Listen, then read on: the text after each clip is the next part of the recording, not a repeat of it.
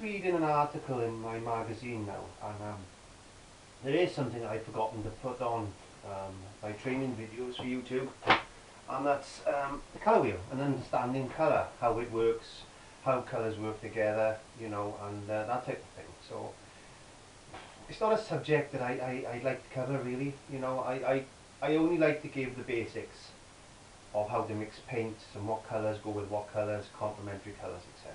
So it's a very complicated thing if you want it to be. Now I'm an uncomplicated person, as you know, and whatever works for me, and you do the same thing through experimentation and trial and error. You will learn a lot more than sitting there reading a book, watching videos and that type of thing. As long as you've got a basic understanding of the colour principles, then you got to experiment, because you'll never learn otherwise. You'll be mixing colours and it'll go really muddy and you can't understand why. So you try this colour with that colour, and you'll try mixing different greens. You know, it was a long time before I knew you could mix black and yellow to make green. So these type of things you will learn through trial and error. However, saying that, I'm going to take you through a basic colour wheel, and I'm going to explain to you primary colours, secondary colours, tertiary colours, hues, tints, tones, shades, and grayscale as well. So I'm going to try and keep it as basic as I can, and if you want to use it as a reference, by all means, I suggest you go and buy yourself a colour wheel. I'll show you one in just a moment. And just experiment and enjoy it. Enjoy the painting, enjoy painting. That's all it's about. It's not about sitting there studying and getting yourself all uptight with, oh, what brushes am I using? Am I using the right paint? And do I have to thin it down with this? And do I have to thin it down with that? And you know, I've got my own ways, and I hope I've showed you how I paint. It's entirely up to you how you paint. You do whatever you feel is right. That's what I do. I am just giving you an idea, and I expect you to experiment and go down and find your own way. I'm just showing you a direction. I'm showing you a path. If you walk down that path and then you divert off onto a junction and you go and do your own thing, that's brilliant. That's what I wanted to do. So, but you've got to have some fundamental basics under your belt to be able to understand what you're doing. And once you've done that, experiment. That's what I've done. That's what I've done over the years, and you know, it's paid me dividends at the end of the day. So saying that, I'll show you what I've done now. I've drawn a simple colour wheel, and I put the primary colours in place. I've done the grayscale chart, and then we'll go from there. And if you want to make one yourself, you can. It's easy. Or go and buy one. I think you can buy a colour wheel for £2 or £3 on eBay. So you know, it's self-explanatory at the end of the day, but I'll go through it with you anyway. So stay tuned, and I'll take you up to the easel. Right, what I've done is I've drawn a colour wheel. I've already put in place the primary colours, which are red, yellow and blue. Now these particular colours can't be mixed. They are naturally occurring colours. So they're all derived from different sources, different pigments, etc. So they can't be mixed. So they're the main colours: red, yellow and blue. Now you've got variations of red, you've got variations of yellow, you've got variations of blue. So when you're mixing these colours, you've got to bear that in mind. If you haven't got a primary red or a primary yellow or a primary blue, some blue has got greens in it, and you know, they're additives. So that's a Ceylon blue, and I know it's not a pure blue, so some of the effects I'm going to have are going to be slightly different. But don't worry about that. That's nothing to worry about. As long as you've got a bright red, a bright yellow and a nice blue, then you should be fine. On the left hand side of my chart, I've got a grayscale. Now that's 100% black going down in value to 100% white. Now you can either add black to white and take it up the tonal scale, or you can add white to black and take it down tonal scale. So that's basic. It's a basic black to white grayscale. Now you've seen me using my own grayscale stick, And what I've done is I've cut a bit of masonette, hardboard, MDF, something like that. I've gessoed it and then I've split it down into segments, and I've made a little note of how much white I've been putting in it. That's what those numbers are over there. That's a pure black and that's a pure white, and that's normally put onto my easel, and I've always got a grayscale there, so it helps me when I'm doing underpaintings and that type of thing. It just gives me a guide to look at. So if you mix red and yellow together, you're going to get an orange. So I'll proceed to do that now. So please excuse me, I'm holding a camera in my hand. Now you need to mix red and yellow together, and what I suggest you do is get a bit of yellow and then add a touch of red to it. Always add the lightest colour first and then the darkest colour to it, because what you can do, you can always add more dark colour to the light colour, but you can't take it away. So when you mix in these colours, always start with the lightest colour first. Now I'm using a palette knife here to mix, but you can use a brush if you so wish. And what I'm looking to obtain here is a nice orange. There we go. So that's red and yellow give us orange. So we'll just transfer that up to our board. So red, yellow has given us a nice orange. And you can do this at home. You can make yourself a colour chart and mix the colours, because at the end of the day, the more you do something, the better you're going to get at it. Now I'm painting this on acrylic paper, which has got a canvas effect to it. It's also got a coating on it, so the paint doesn't absorb into it too much. And again, because we're painting on paper, we can just mix with water. But it also gives you a chance to practice your brush strokes. Get used to painting with your brush. You're mixing colours, you're applying paint, and you've got a nice little product at the end of it that's quite useful. Wash your brush, soap, water, ready for the next colour. I've just cleaned my palette off and we'll mix yellow and blue. Okay, doing this slightly differently, I'll use a paintbrush this time. So we put our light colour down first. You can bring a bit of blue in, or you can clean your brush before you do that. It's entirely up to you. I'll just pull a little bit of blue in and get a nice green.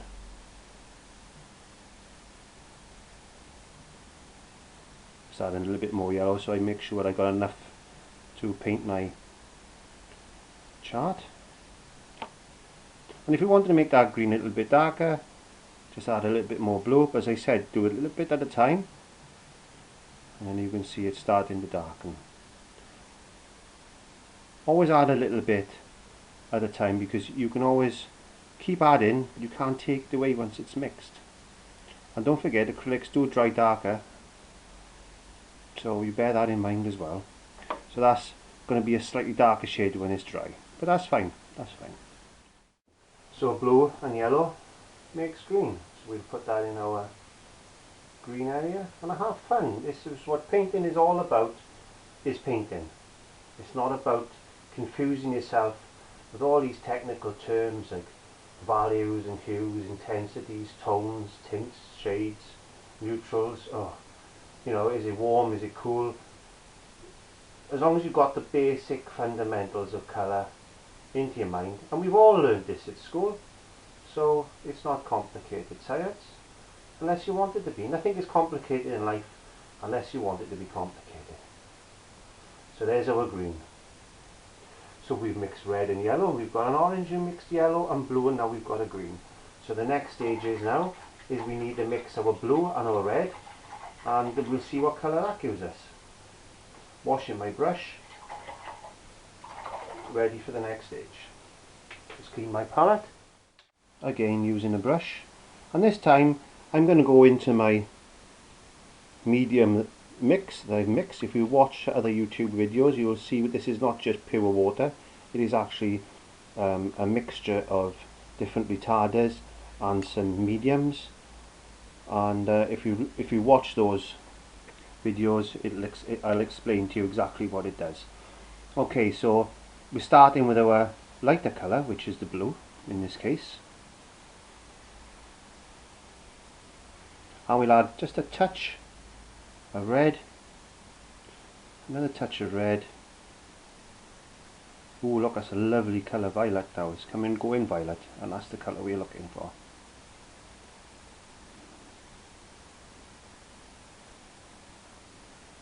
A bit more blue.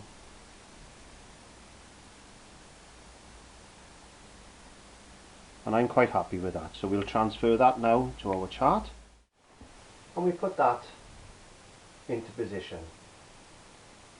which is the red and the blue mixed together, which has given us a nice violet mix.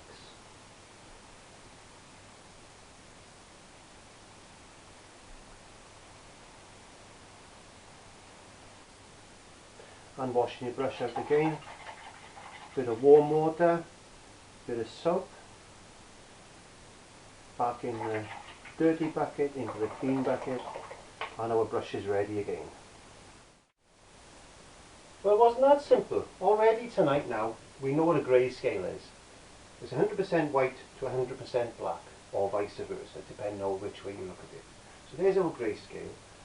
We've learned the primary colours, which are red, yellow and blue, and now we've learned our secondary colours. By mixing the red and the yellow, we've got an orange, and the yellow and the blue we've got a green, and the blue and the red we've got a violet. Now if we mix the red and an orange together, we'll get a tetry colour. Now there's 6 tetry colours on the colour wheel. So that is our secondary colour. So if we mix our primary colour with a secondary colour that's next to it on the colour wheel, we'll get a tetry colour. So let me show you what I mean by tetry colours. So just put that there. So this is my glass palette. I've managed to get off to my wet palette.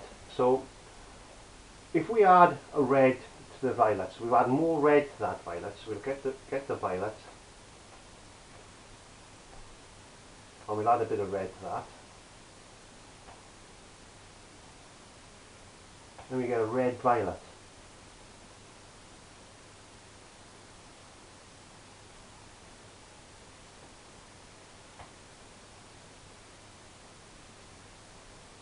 That's our first tetry colour.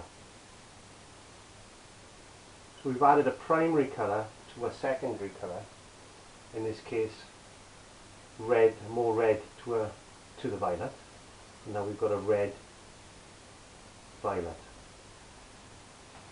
Just wash my brush. So we need violet, so there's a primary, we need to add more blue to the violet. In this case, get a bit of blue, and we'll add it to our violet.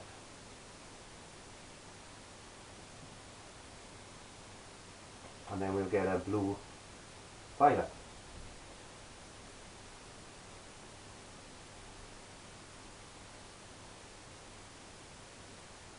Obviously I am mixing enough.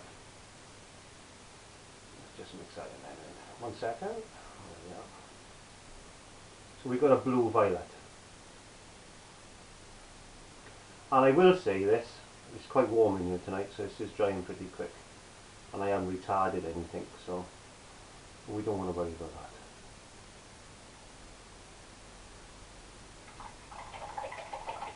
Now let's go on to our green. So we'll add more blue to our green. So there's our green. I'll mix up a little bit more green because this is going a little bit dry on me at the moment because I got the lights on in here.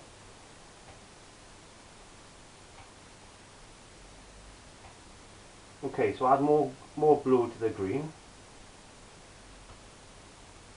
And what we got is a blue-green.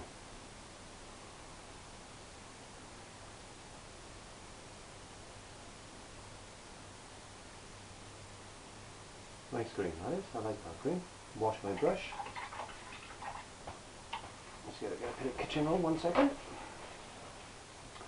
Okay, yellow to the green. So we'll add more of the yellow now to the green.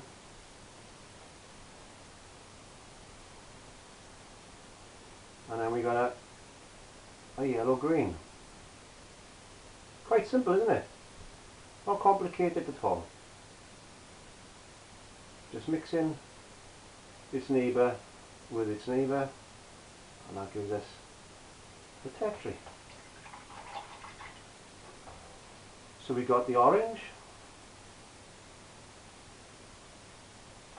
I've run out the yellow, so I'll take some off my palette. We'll add a more yellow to the orange, and then we got a yellow orange.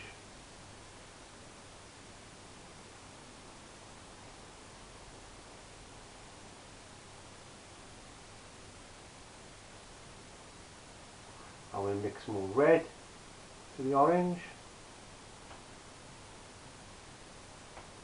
and we got a red orange.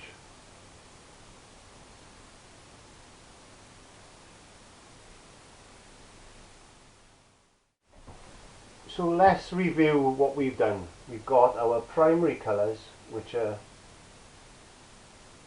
red, yellow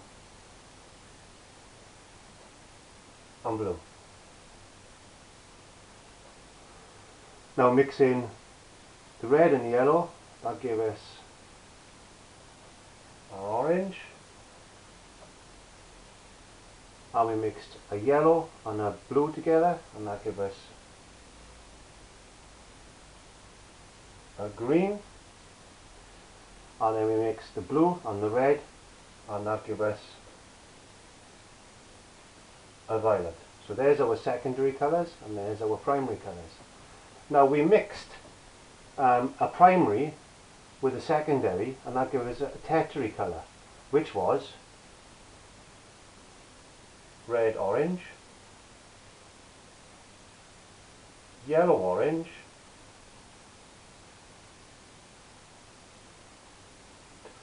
we also got a yellow green,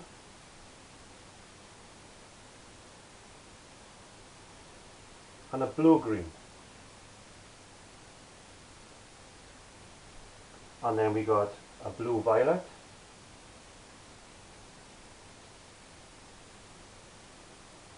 and a red violet.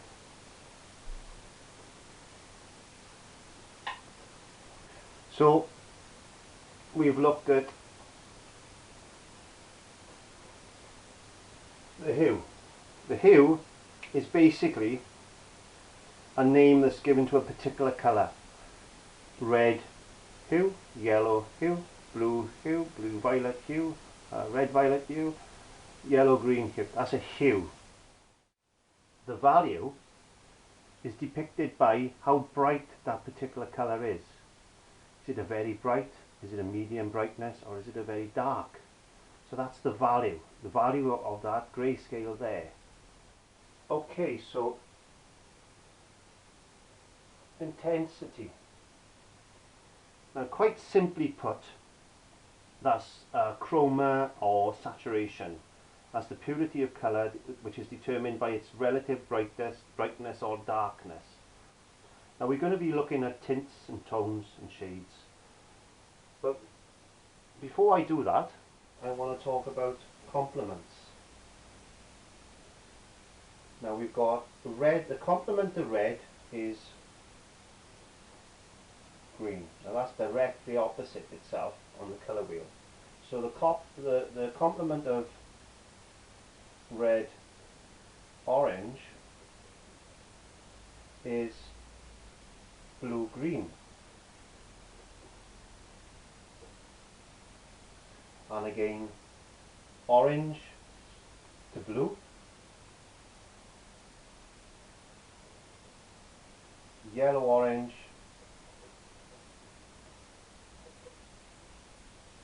is blue violet,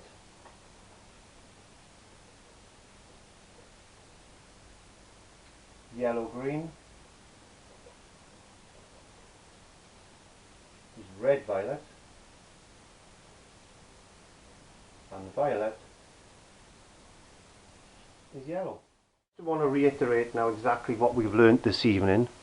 So we've learned our primary colours, which are on the colour wheel, which are red, yellow and blue, and our secondary colours. They're mixed. If you mix a red and a yellow, which are your two primaries, you get an orange, etc. And our secondary colours are orange, green and violet. Also we looked at tetri colours. So if we got a primary colour mixed with a secondary colour, that's going to give us a tetri colour, say red orange, yellow green, blue violet, red violet, etc. Hue is a name given to each particular colour. So that's a red hue, a red orange hue, a green, a blue hue, etc., etc. The value is depicted no matter how bright and how dark that particular colour is. That's its value, which is depicted by the grayscale on the left hand side. And intensity, that relates to its saturation or chroma. Alright, so you might be thinking, hang on now Clive, you've got every colour on there that I can see, red, yellow, greens, blues, violets, you haven't got a brown. Where does brown fit into this? Well, if we mix our primaries, red, yellow and blue, it's going to give us a brown, which is depicted by that colour. So mixing our primaries, which I've already done, it's going to give us a nice brown.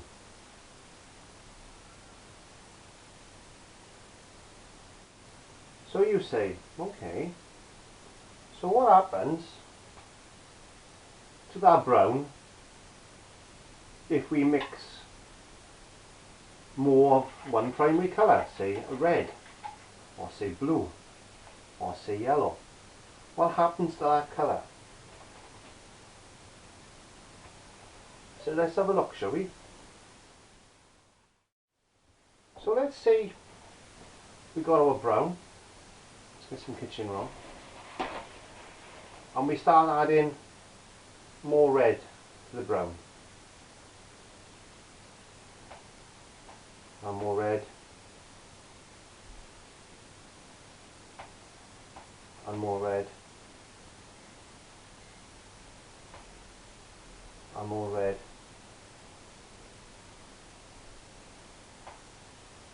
and more red, and then we start going in to the siennas.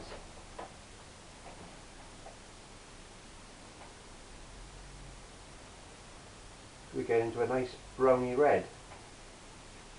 So let's clean my brush, get a bit more kitchen roll.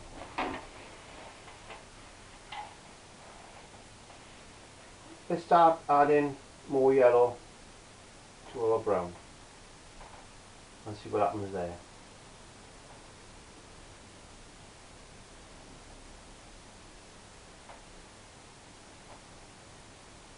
Oh look, we're going in more into the ochres now. We're getting a nice yellowy brown, yellow ochre. So obviously the more contaminated a bit, but obviously the more yellow you're going to add into that, the yellower that brown is going to become. And the same thing with adding blue. So the more blue we add,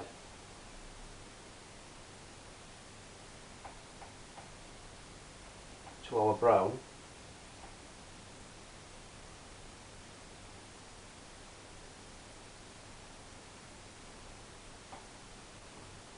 the darker it's going to get.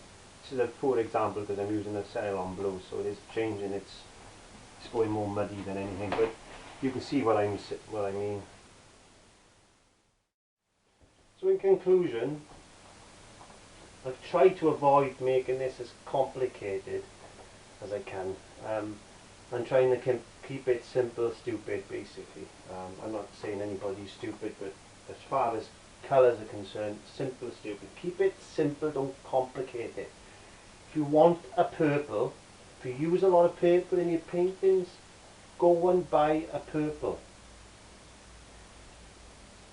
you can make some, don't go mixing browns and trying to get a raw sienna. Buy a raw sienna, buy a yellow ochre, buy an orange. Make it simple for yourself. These colours are produced for a reason. However, saying that, if you only want a small amount of purple for a painting and you don't want to go and spend £4, £5, £6 on a tube, then mix your own by using this colour wheel. And that goes for any colour. I never buy green. Very, very rare I ever buy a green. The only green I've got in my trays here, in my stock, is what's been bought for me as gifts for birthdays, Christmases, etc. I'll always mix my own greens. So if you take 10% of what I've just shown you and use it, that's brilliant. And like I said, I try to make it as simple as I can, so I hope it's been of use. If there are any comments, please leave them in the comment box below. And if you haven't subscribed, please subscribe. I've covered more things like brushes and wet palettes and retarding agents, mediums. I've done a colour wheel now. I've done some speed paintings. I've done tracings and projections. I've done the grid method as far as putting images up is concerned. I've talked about all the different types of canvases, all the surfaces you can paint on, the breakdown of the acrylic paint itself, a little bit of history from how it came about, and explaining that it's an acrylic polymer emulsion and how molecular bonds are in place, not overcomplicated as far as that's concerned. Telling you how to work with this medium, this fantastic medium. You can use it as a watercolour, you can use it as an oil paint. It is such a universal thing. You can use it with airbrushes, you can do nail art with it. Once you've mastered acrylics, then the world is your oyster, as far as I'm concerned. It is the medium of the 20th century in my eyes. So have a look at my playlist. Please go through it. There's some early videos there, but the 2014 videos are all brought up to date now, and I'm going to be going into more of a lesson type of video as from this day onwards. So please leave a comment in the comment box, please subscribe, and I would like to hear from you if you've got any views, or is there anything you want to learn about acrylics. Please comment for me, and I will get back to you, and I will do a quick video to explain exactly what acrylics are used for. Fantastic thing in my eyes. So please subscribe. Thank you very much for watching. I'm going to have my Sunday dinner now. Bye.